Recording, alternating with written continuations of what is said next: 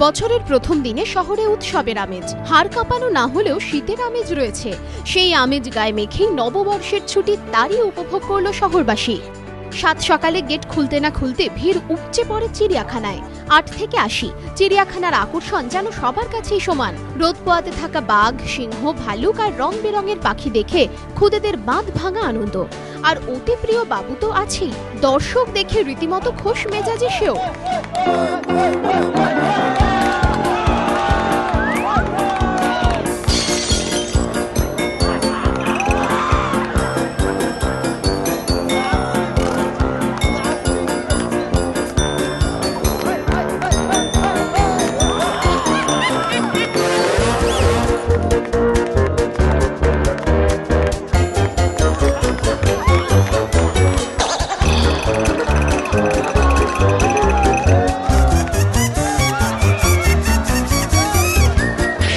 বেলা বাড়ার সঙ্গে সঙ্গে পাল্লা দিয়ে বেড়েছে চিড়িয়াখানার ভিড়। পশু পাখিদের জগতে গিয়ে আনন্দে আত্মহারা কচি কাঁচারা। এই দেখবো সব জায়গায় কেমন বাঘ, সিংহ, ভাল্লুক, এইসব গন্ডার, শিম্পাঞ্জি এসব দেখবো, তারপর আনন্দ করবো। শুধু চিড়িয়াখানাতেই থাকবো, বাড়িটা একটু দূরে, তো পশু আর খুব আনন্দ পাচ্ছি এখানে এসে।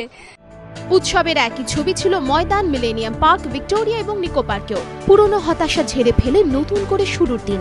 সামনে আবার ৩৬৫র লড়াই। তাই এই দিনটা কর্মব্যস্ততার বাঁধা ছকের বাইরে গিয়ে আনন্দ চেটে পুটে নেওয়ার, আর তাতে অন্তত কোনো খামতি রাখল না তিলোত্তমা। নিমাই পান্ডা রিপোর্ট, এবিপি আনন্দ, কলকাতা।